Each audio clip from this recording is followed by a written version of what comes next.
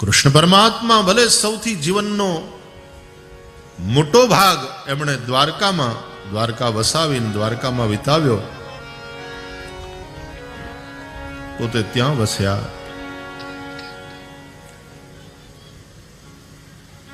પોતે ભલે દ્વારકામાં વસ્યા, પણ ગોકુળ એની અંદર વસતું હતું. કોઈ દી ભૂલ્યા નથી. ગોકુળનું સ્મરણ થાય, બાબા નંદનું સ્મરણ થાય, માં યશોદાનું સ્મરણ થાય, એ ગામડાના ગોપીઓનું સ્મરણ થાય, એનું હેત યાદ આવે, પોતાની વાલી ગાયો યાદ આવે,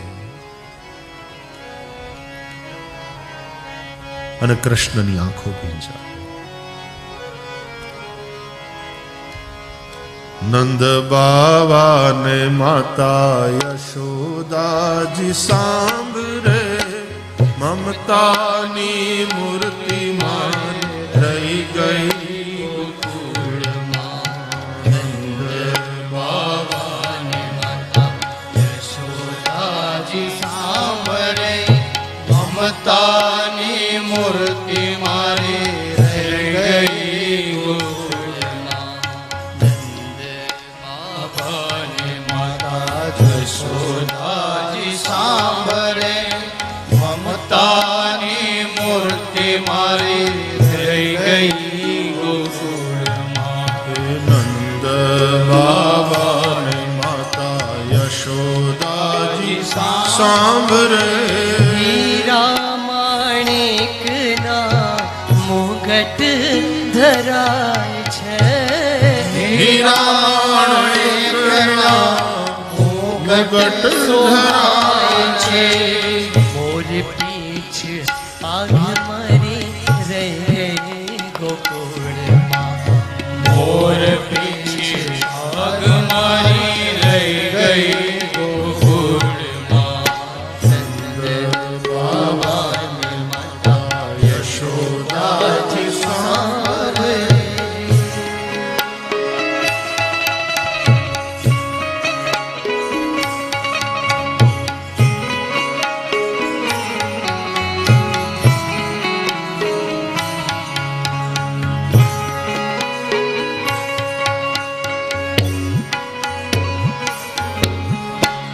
છપ્પન ભોગના થાળ ધરાય છે.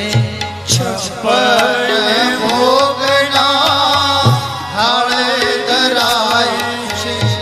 છપ્પન ભોગના થાળ ધરાય છે. છપ્પન ભોગના થાળ ધરાય છે. માખણને મિશ્રી મારી રહી ગઈ ગોકુળમાં. માખણને મિશ્રી મારી રહી ગઈ ગોકુળમાં. નંદ બાબા ને માતા યશોદાજી સાંભળે, મમતાની મૂર્તિ મારી રહી ગઈ ગોકુળમાં. નંદ બાબા ને માતા યશોદાજી સાંભળે.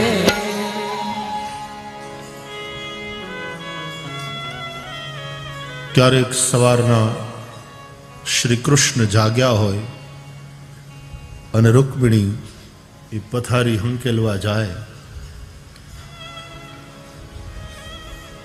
ચાદર સંકેલીને એક બાજુ, રજાઈ સંકેલીને એક બાજુ મૂકે અને તકિયો સરખો કરવા જાય ને જુએ તો તકિયો ભીંજાયેલો હોય, એટલે રૂકમિણી સમજી જાય કે આજ આખી રાત રડ્યા હશે. ગોકુળને યાદ કરીને, માં યશોદાને યાદ કરીને, પોતાની ગાયોને યાદ કરીને, પોતાની માતૃભૂમિને યાદ કરીને. જમવાનો સમય થયો છે.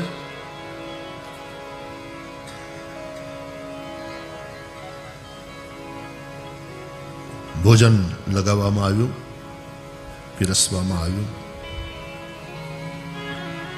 રાણીઓ બધી એક એક વ્યંજન લાવે છે. માં દેવકી બાજુમાં બેઠા છે. પીરસાતા જાય છે વ્યંજનો. કૃષ્ણને બોલાવવામાં આવ્યા, બધું તૈયાર છે. ભગવાન આવ્યા, માને પ્રણામ કરીને બેઠા. આમ જ્યાં બ્રહ્માર્પણ કરવા જાય, થાળીમાં નજર ગઈ, કૃષ્ણની આંખો બી જાય ગઈ. ઉભા થયા દ્વારકાનાથ. બેટા ક્યાં જાય છે? એક નજર દેવકી ઉપર ખાલી નાખી અને કૃષ્ણ જતા રહ્યા. રાજમહેલના ઝરૂખામાં જઈ અને પોતાની વહેતી આંખોને પોતાના ઉત્તરીયથી લૂછી રહ્યા.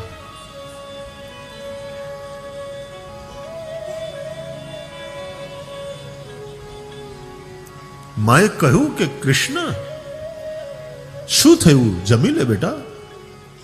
કે ના, નથી જમવું, નહીં જમી શકું.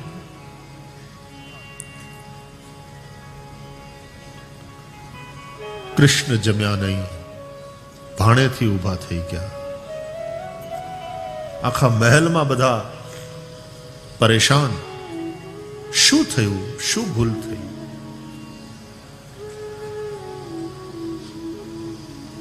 કૃષ્ણ કોઈને કંઈ કહેતાય નથી. ઉદ્ધવ આવ્યા, એણે આ વાતાવરણ જોયું ને પૂછ્યું શું થયું છે, કેમ બધા આમ? દેવકીએ કહ્યું, તારા મિત્રને પૂછ, જમ્યો નથી.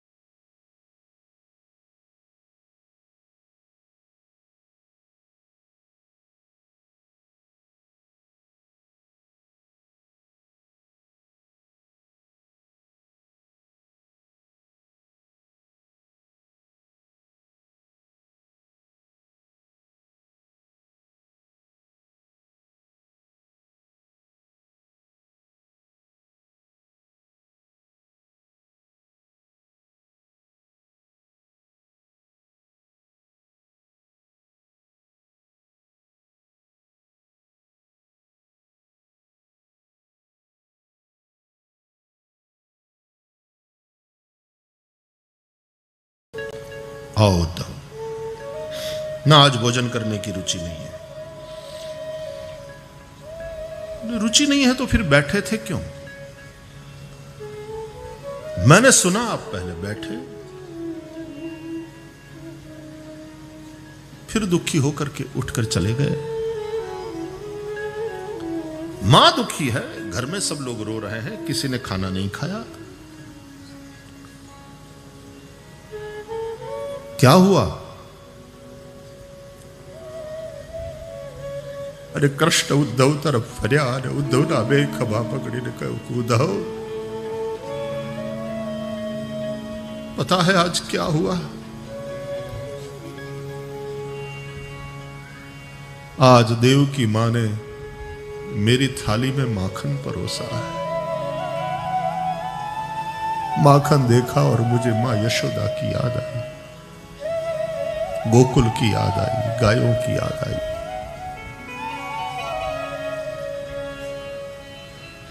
देवकी मां से कहो कि मेरी थाली में अब माखन न परोसा करे.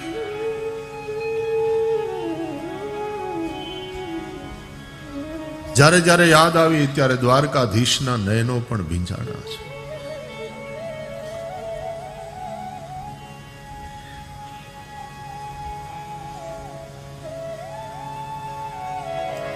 માતૃભૂમિ કૃષ્ણની અંદર વસે છે, શ્વસે છે આખું ગોકુળ.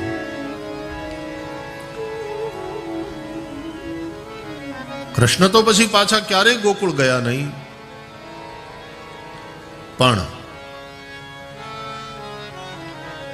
દાઉજી ગયા, બલરામ ગયા. દ્વારકાની આટલી સમૃદ્ધિ ને માતૃભૂમિની યાદ આવી અને બલરામ ગયા. કયું કૃષ્ણને કે મને એમ થાય છે કે હું જરા એક આંટો મારી આવું વ્રજમાં, ગોકુળમાં, માં અને બાવાના ખબર પૂછી આવું. અને कृष्ण राजी थीने बोला कि हाँ दाऊ दादा, ये बड़ा अच्छा विचार किया है आपने, आप हो आओ. मैं तो जा नहीं सकता वापस, लेकिन आप हो आओ. क्यों नहीं जा सकता? ऐसा यदि कोई पूछे तो महाभारत ना ओला टीवी सीरियल नु वाक्य याद राखो, मैं समय हूं.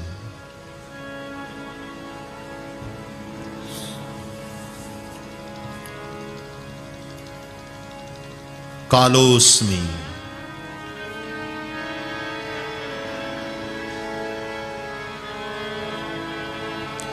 આપણને આપણું એ બાળપણ ક્યારેય પાછું મળવાનું નથી, પણ હા, આપણને એની યાદ આવે કેવું ઘર હતું, કેવું ફળિયું હતું, કેવો અડોશ પડોશ હતો, કેવી આપણી નિશાળ હતી, કેવા મિત્રો હતા, કેવું કેવું રમતા હતા, કેવું કેવું બાંધતા હતા, કેવું ખાતા હતા, ખાવાની હરીફાઈ કરતા હતા.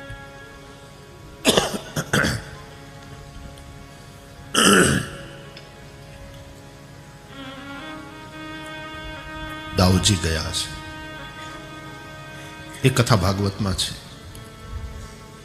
પોતાની માતૃભૂમિની મુલાકાતે ગયા અને વ્રજવાસીઓ એટલા રાજી થયા, નંદ, યશોદા, સૌ ગોપ ગોપીઓ, કે ચાલો દાઉજી તો આવ્યા.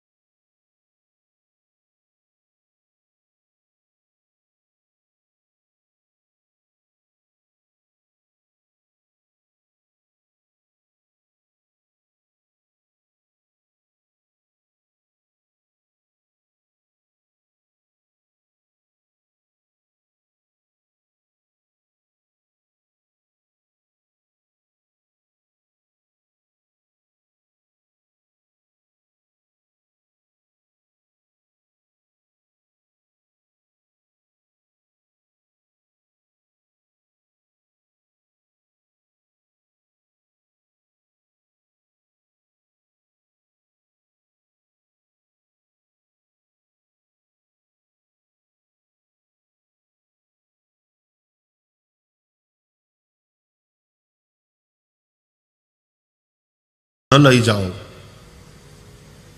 કાશ્મીરના પ્રશ્નને.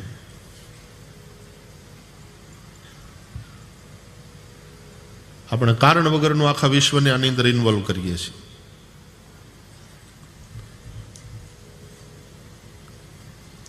પછી તો વાહેથી તો પછી એ જ થયું કે આ જે કંઈ ઇસ્યુઝ છે એ બંને રાષ્ટ્રો આપસમાં ભેગા મળીને નક્કી કરશે, એનું સમાધાન શોધશે. ત્રીજાની કોઈ ભૂમિકા આમાં નથી. સરદારે તો તે દિવસે કીધું હતું કે આને યુદ્ધમાં લઈ જવાની જરૂર નથી.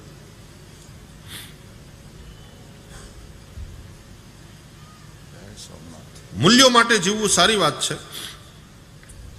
આદર્શવાદી હોવું એ સારી વાત છે, પણ એવા વધારે પડતા આદર્શવાદીપણાને કારણે ઘણીવાર રાષ્ટ્રને નુકસાન પણ થઈ શકે. અને ભારતે જોયું. સરદાર હોત તો એવું ન થયું હોત.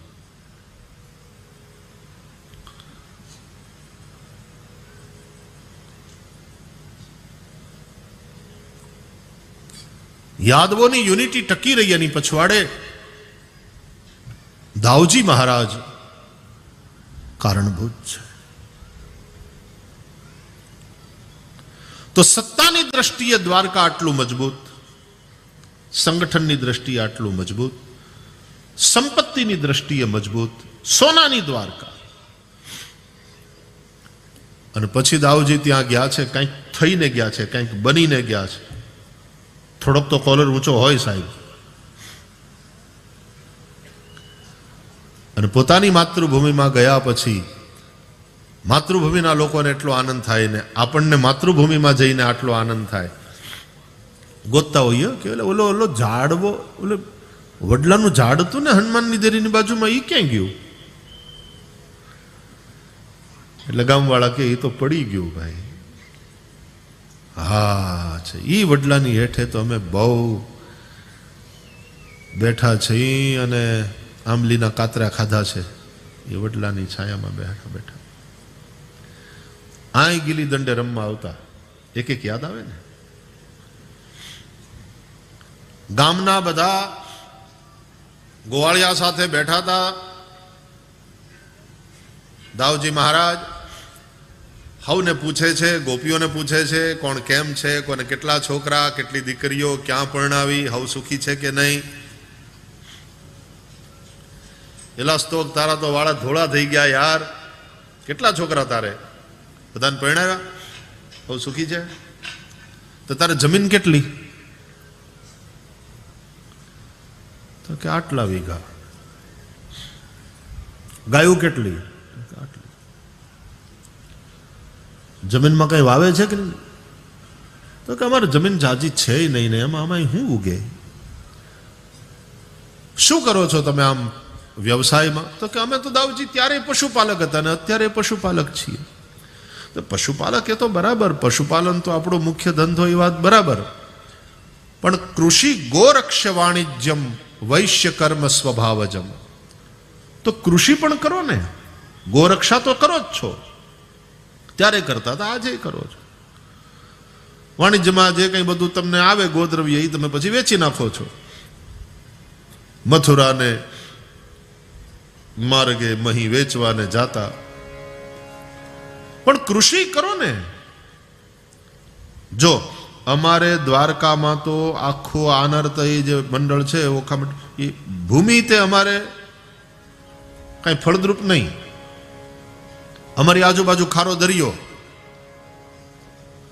અને તોય અમે અમારે ત્યાં કૃષિને એકદમ વિકસિત કરી છે. યાદ રાખજો, દાઉજીનું જે શસ્ત્ર છે ને એ છે હળ. એ હળધર છે. હળ કોની પાસે હોય? એ કેનું શસ્ત્ર? ખેડૂતનું.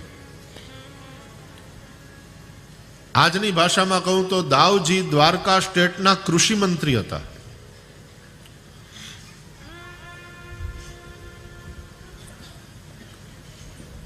અને આનર્ત પ્રદેશની ઉસર ભૂમિને એણે હરીભરી કરી નાખી હતી.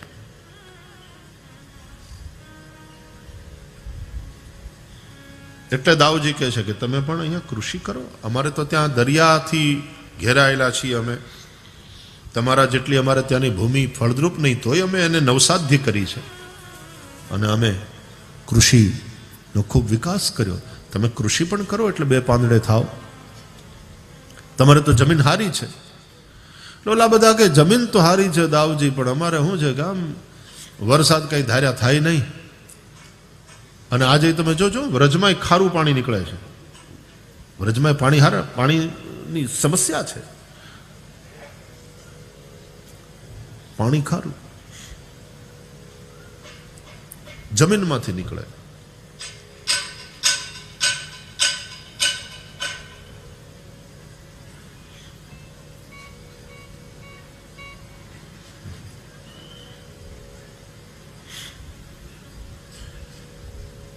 તો કે જમનાજી છે ને, જમનાજીમાં છે જળ, એના જળથી ખેતી કરો. એટલે બધા ગોવાળિયા બોલ્યા પણ જમનાજી તો કેટલા દૂર ને અમારું ખેતર. ઓલો કે મારું ખેતર તો 5 ગાવ થાય જમનાજીથી આગું. અરે ઓલો કે તારે 5 ગાવ, મારે 15 ગાવ છે આગું. ત્યાં જમનાજીનું પાણી કેમ લાવવું? એટલે દાઉજીએ કહ્યું કે ભલે ને ગમે એટલા આઘા હોય તમારા ખેતર, જમનાજી આવે તમારા ખેતર સુધી. નો કેમ આવે? કેવી રીતે આવે? નહેરથી. એટલે આમ હળથી ખેંચવા, એનો મતલબ આખી નહેર બનાવવી.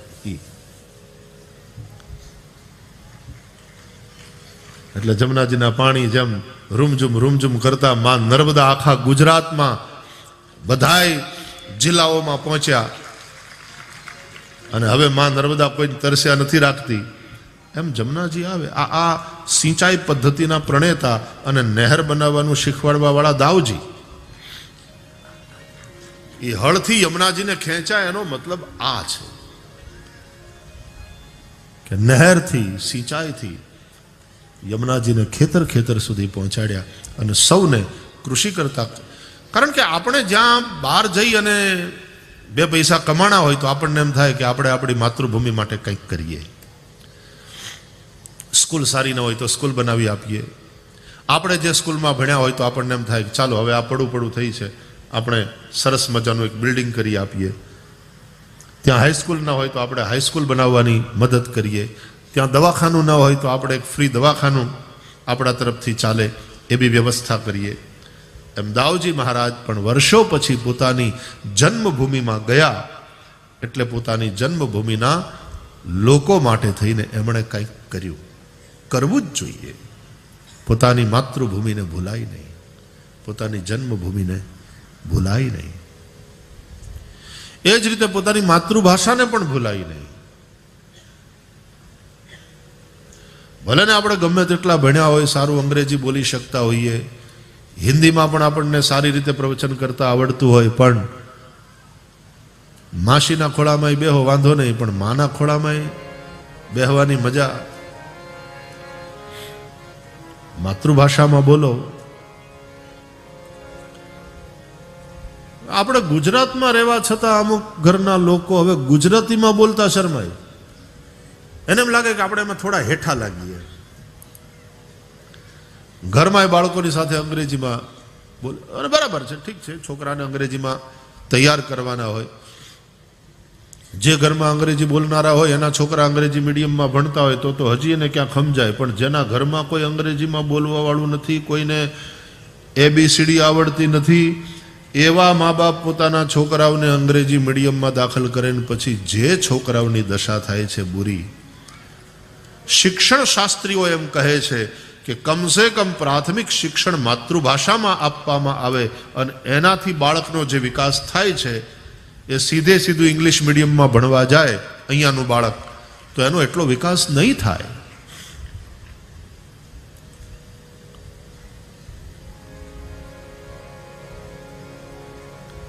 અને પછી ભલે ને અંગ્રેજી આવડે પણ આપણે ગુજરાતીમાં બોલતા શરમાવું શું કામ જોઈએ?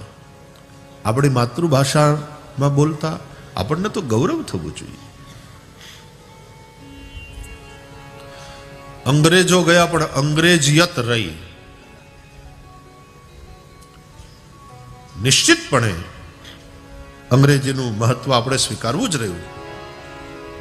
પણ એ જેમ અહીંયાથી કહેવાય ને કે બાજુના પાડોશી આંટી છે, ગુજરાતી આપણી માં છે, હિન્દી આપણી માસી છે, અંગ્રેજી આપણી પાડોશમાં રહેનારા સમૃદ્ધ ઘરના લિપસ્ટિક બિપસ્ટિક લગાડનારા, ઊંચી શેડીવાળા એડીવાળા સેન્ડલ પહેરનારા આંટી છે. એનો આદર કરવો જરૂર, પણ પગે તો માને લગાય. આ માના ખોળામાં બેસાય. માતૃભાષા ન ભૂલાય, માતૃભૂમિ ન ભૂલાય, માતૃ સંસ્થા ન ભૂલાય.